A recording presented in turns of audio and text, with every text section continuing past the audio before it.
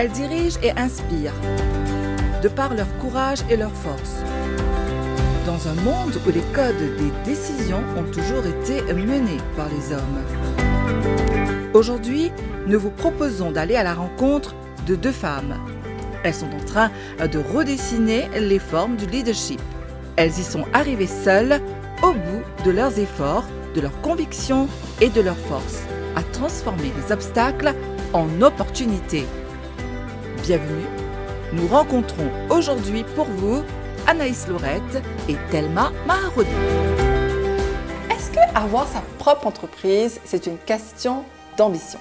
Non, je ne pense pas que ce soit une question d'ambition. Je pense que la femme au foyer, la salariée, celle qui fait de l'humanitaire et l'entrepreneuse, tout le monde a de l'ambition. Ça dépend vraiment, je pense, de son objectif, de son contexte et de son parcours professionnel à un moment T. Et quel a été votre parcours? Alors moi j'ai fait donc l'école française, ensuite j'ai fait donc un bac S que j'ai détesté parce que je déteste les chiffres, donc je suis partie plutôt sur tout ce qui était humain et émotion, donc le marketing et la communication. Donc j'ai travaillé 7 belles années dans des grandes agences parisiennes, donc c'était des grosses machines de marketing, de communication sur des très grosses campagnes. Et puis à un moment donné, je me suis sentie pas vraiment en phase avec mes idées, ma vision du marketing. Donc je suis partie, j'ai ouvert mon agence dans les Caraïbes pendant 2 ans. Et donc là, j'étais un petit peu plus en phase, mais encore une fois, il faut respecter le brief du client et ses valeurs. Donc j'ai décidé d'arrêter encore.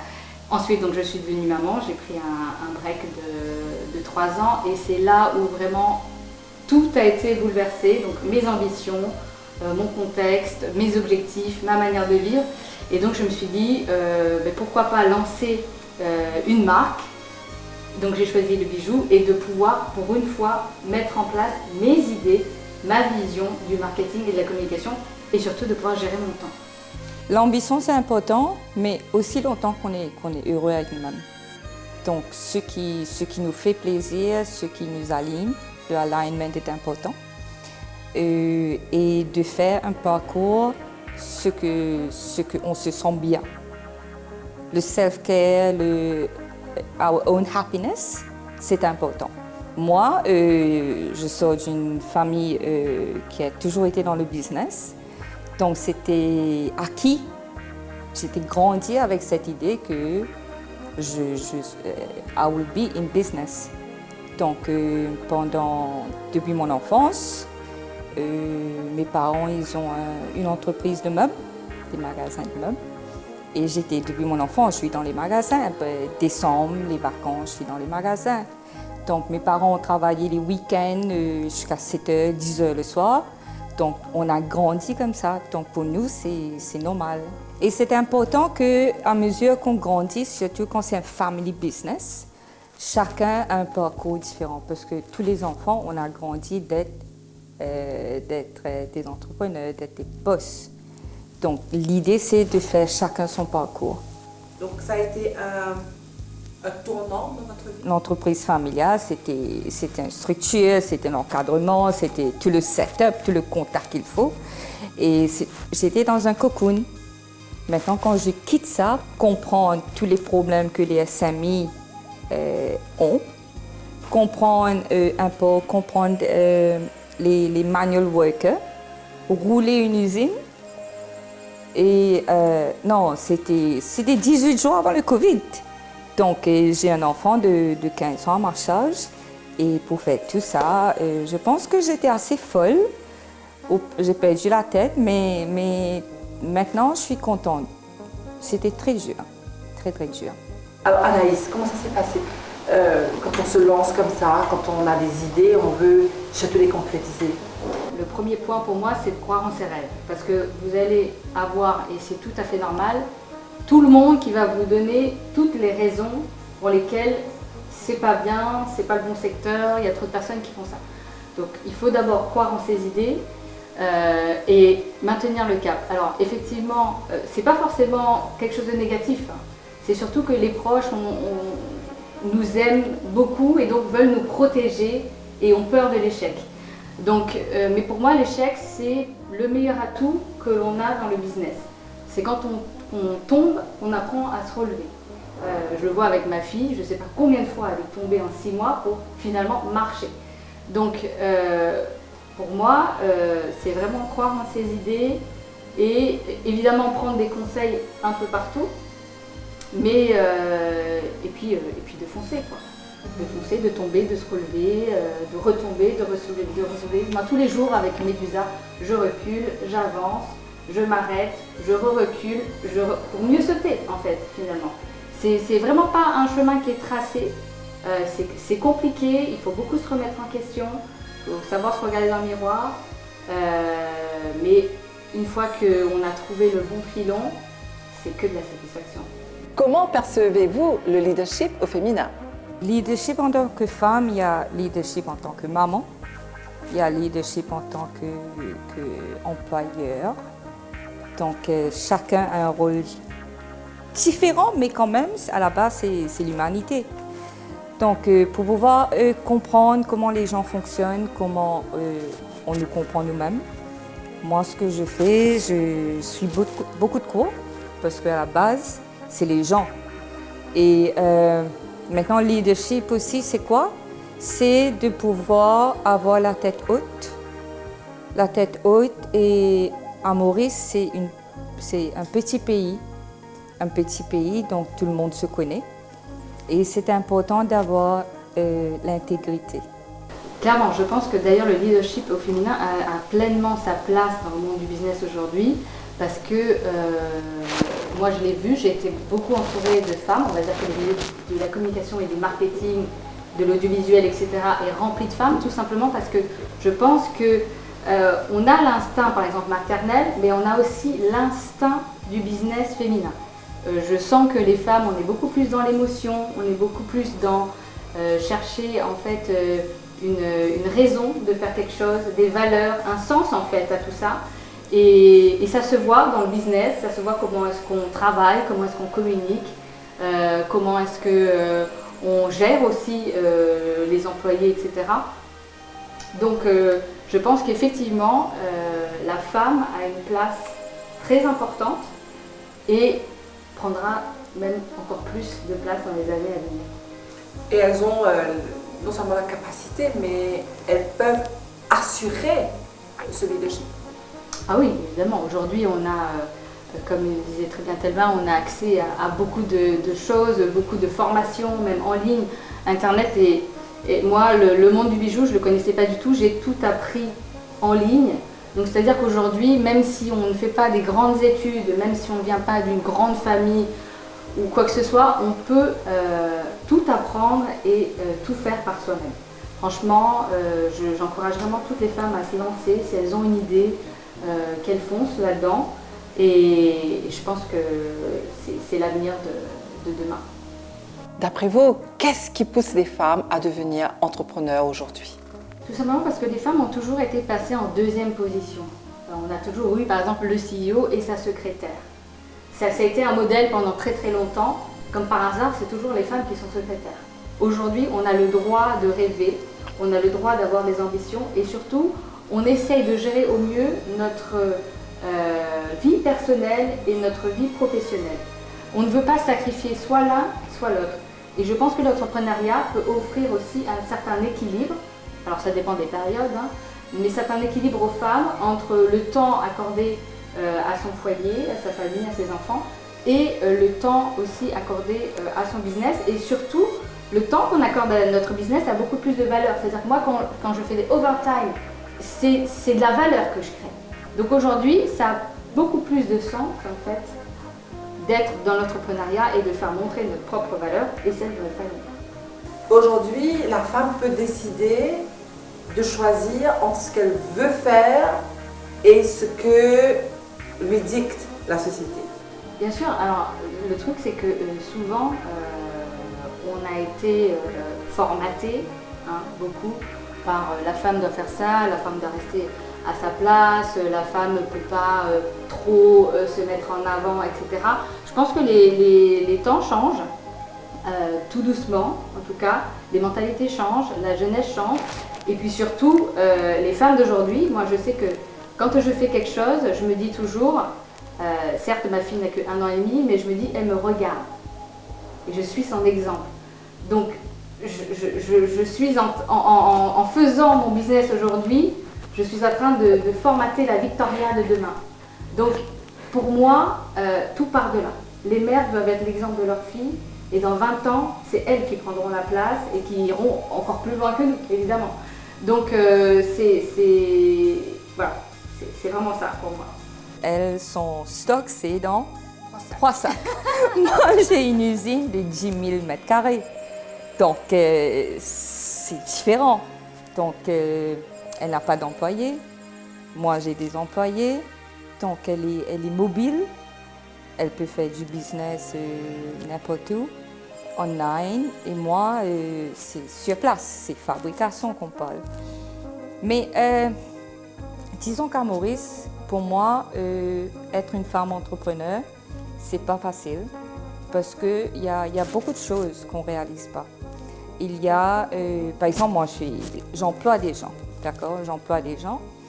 Avec le maternity leave qui a augmenté, est-ce que les employeurs vont faire des discriminations quand ils vont employer des femmes? Donc, les femmes qui sont childbearing age, ils vont être discriminés. Si elle tombe enceinte, elle a maternity leave, je dois la remplacer. En tant que petite entreprise, je ne peux pas payer 2 personnes. Donc, je ne vais pas dire que c'est facile, non. Par exemple, moi, quand je suis dans mon usine, les clients qui rentrent, ben, ils cherchent, ils me regardent. En plus, je suis coach, je suis petite et tout. Donc, les gens me regardent. En plus couvert, ben, ils attendent qu'ils voient un homme. Donc, non, c'est pas évident. La femme a été reconnue comme une force pour notre société. On a fait un long chemin jusqu'à aujourd'hui. Mais d'après vous, qu'est-ce qu'il reste à faire pour que les femmes soient reconnues encore plus par notre société? On a 2 choix dans la vie. Soit on veut travailler, avoir le week-end libre. Là, on est employé quelque part. Et quand on travaille pour quelqu'un, par exemple, si on fait un overtime, on n'est pas rémunéré. D'accord? Mais on a un salaire fixe la fin du mois.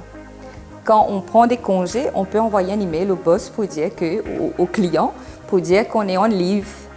Mais quand on travaille pour soi, c'est, I don't know, c'est challenge, c'est une adrénaline ou je sais pas, quelque chose qui ne tourne pas dans la tête. Mais c'est plus dur. Parce que moi, je travaille jusqu'à 11h le soir. Mes clients, pas mes clients, mais au début, c'était mes clients qui m'appellent. Je dois répondre aux emails, je dois travailler, refaire tout le... Parce que j'ai une usine, d'accord? Et je dois travailler jusqu'à 2h du matin. J'ai mon fils à m'en occuper. Mais il faut être aligned. Moi, je ne vois pas le travail comme un fardeau. Si on voit le travail comme un fardeau, là, on a besoin des vacances. Mais moi, j'aime ce que je fais. Est-ce qu'il y aurait un obstacle en particulier que vous avez transformé en opportunité? Aujourd'hui, tout est axé vraiment sur le fait d'être en lien avec moi-même et de conserver ma ligne directrice et de gérer en même temps mes enfants. Donc c'est vrai qu'il y a beaucoup de fois où je suis en train de faire des bijoux ou parler avec des clients et en même temps j'ai ma fille qui est assise à côté de moi et puis comme c'est une toute petite entreprise, là, finalement je suis devenue comptable, photographe, créatrice de bijoux, directrice marketing, responsable logistique. Donc en fait j'ai découvert tous les métiers d'une toute petite entreprise. Et donc ça c'est aussi un défi pour moi parce que quand mon comptable m'appelle en me disant oui mais tes fichiers Excel machin, j'ai toujours eu un département comptabilité à l'époque. Donc c'est vrai qu'il y a tous ces défis là quand on se lance dans l'entrepreneuriat, c'est que finalement on doit toucher à tous les métiers. D'abord son idée certes, mais après il faut être sur tous les secteurs. Est-ce que les hommes, le fait que vous fassiez des bijoux, ils vous posent des questions, ou bien même les femmes, est-ce que c'est vu d'un œil qu'une femme, ben c'est bon, elle fait des bijoux? Oui, alors on va dire que j'ai choisi le bon secteur. C'est un secteur de femmes, je vais être honnête. Après, les seuls défis que j'ai, c'est-à-dire que moi j'ai créé en fait une marque de bijoux, mais je ne veux surtout pas qu'on achète mes produits. C'est pas du tout mon objectif. Moi, je suis là pour qu'on achète ma marque. Et donc, à partir du moment où on fait une stratégie marketing, où on vend une marque avant de vendre un produit, c'est-à-dire qu'on va vendre des valeurs, une vibe, une certaine ambiance, une certaine perception des choses. Et c'est vrai qu'avec Medusa, c'est ce que je défends. C'est vraiment ça. Et donc, j'ai intégré dans ma campagne, et donc j'ai beaucoup de clients qui sont hommes, et j'ai des hommes qui portent des bijoux, etc. Donc, ça a eu déjà quelques petits mouvements là-dessus, c'est-à-dire que je pense que c'est quelque chose dont on n'a peut-être pas l'habitude à Maurice, d'utiliser finalement des hommes comme mannequins pour une marque de bijoux créée par une femme. Donc c'est un petit peu le monde à l'envers, finalement, d'habitude c'est le contraire. Donc là-dessus, je sais qu'il y a une certaine, des mentalités en tout cas qui doivent évoluer sur Maurice. Mais voilà, j'ai travaillé vraiment sur des sujets qui sont très globaux, c'est-à-dire que j'ai des mannequins de 16 à 80 ans, des hétéros, des homos, des gens qui ont différents corps, différentes histoires. Donc c'est vrai que ça fait aussi partie de mes défis, parce que qu'on le sait, moi je suis une boutique en ligne, donc beaucoup sur les réseaux, donc beaucoup de messages aussi, beaucoup de haters, donc ça aussi c'est quelque chose qu'il faut gérer au quotidien et faire le tri en fait de toutes les ondes négatives qui peuvent venir sur mon business, juste les bloquer, et voilà quoi. Vous disiez tout à l'heure que vous vendez la marque. Pourquoi la marque? Les produits n'intéressent plus les clients. Aujourd'hui, on est là pour porter quelque chose qui a du sens, des valeurs, et puis on veut connaître en fait l'histoire de la marque. C'est-à-dire que le produit est devenu obsolète. C'est-à-dire que moi, quand je vois encore des gros panneaux publicitaires à Maurice avec un gros produit et juste le produit, je trouve ça très agressif. Donc moi j'ai une stratégie de communication qui est en fait à l'encontre de ça. Je préfère utiliser l'ambiance, le décor, les gens, leur histoire, leur parcours pour finalement définir le produit, parce que chaque personne porte le produit à sa manière. Et en fait, peu importe notre état physique, mental, notre histoire, quand on porte un bijou, ça nous fait rayonner en fait, finalement. Donc c'est vraiment ça l'objectif de Medusa, c'est de revenir à soi-même. Et d'ailleurs le slogan c'est Charm Yourself. Donc ça va à l'encontre de ce qui se passe sur les réseaux où on fait tout pour plaire, mais avec Medusa on fait tout pour se plaire. Et c'est vraiment ça l'objectif de la marque, et c'est pour ça que j'ai des mannequins qui sont vraiment de tous les horizons. J'ai pas que la fille parfaite, j'ai la fille qui est en surpoids mais qui s'assume, j'ai la dame qui a des rides, j'ai l'homme qui assume d'être un petit peu efféminé et qui s'assume complètement. Donc ça c'est vraiment ce qui est important pour nous, et je pense que la clientèle a accroché à ce vibe, cette vibe, on va dire ça comme ça. Okay. Et je vois que vous avez des charms. À quoi servent les charms? Que chaque personne est unique, chaque personne a son histoire, et chaque personne a le droit de porter quelque chose qui lui appartient.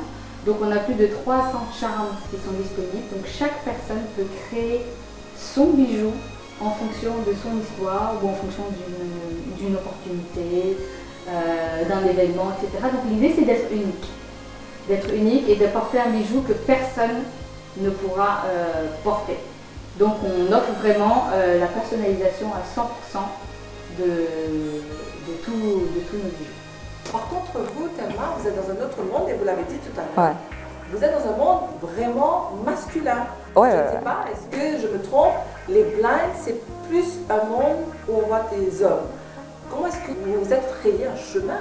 Je suis ingénieur mécanique, donc j'ai fait ça. Et pour prendre une usine, donc c'est par rapport à ce que j'ai appris. Et même si je suis en hijab aujourd'hui, ça dépend de notre personnalité, ça dépend où on met les limites en nous-mêmes.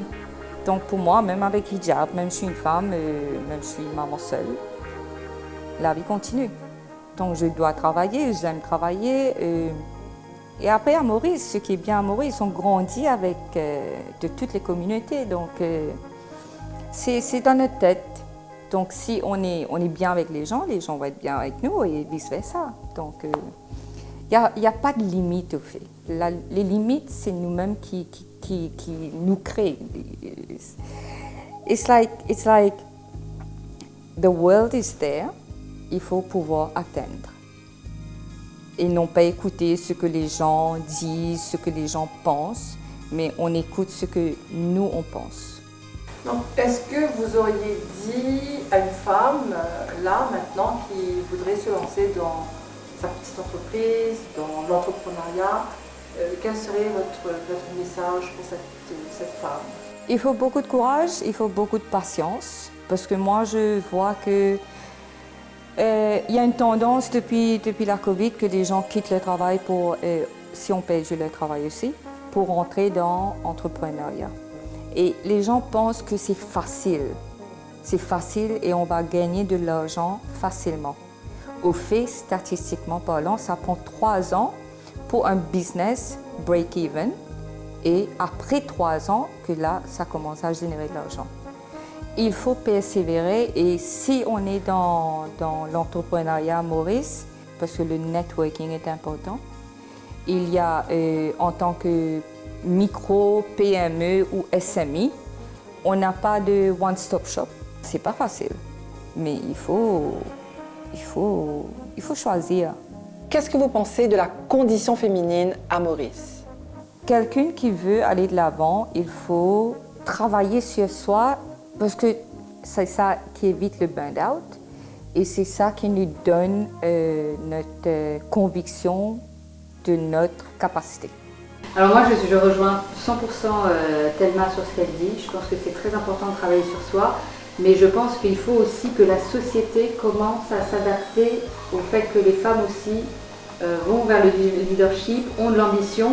Donc je pense aussi à toutes les mamans qui galèrent à faire garder leurs enfants, qui n'ont pas les moyens de payer des nounous, ou qu'il n'y a pas de place dans les crèches, etc. Donc il faut aussi, certes on travaille sur soi, mais il faut que la société nous accompagne au quotidien dans nos ambitions, sans qu'on soit forcément jugé, parce qu'on va dire « oh elle travaille et c'est une mauvaise mère », ou alors on va dire « oh elle est que mère, elle ne travaille pas ». Donc en fait, la société n'est jamais contente de ce qu'on fait.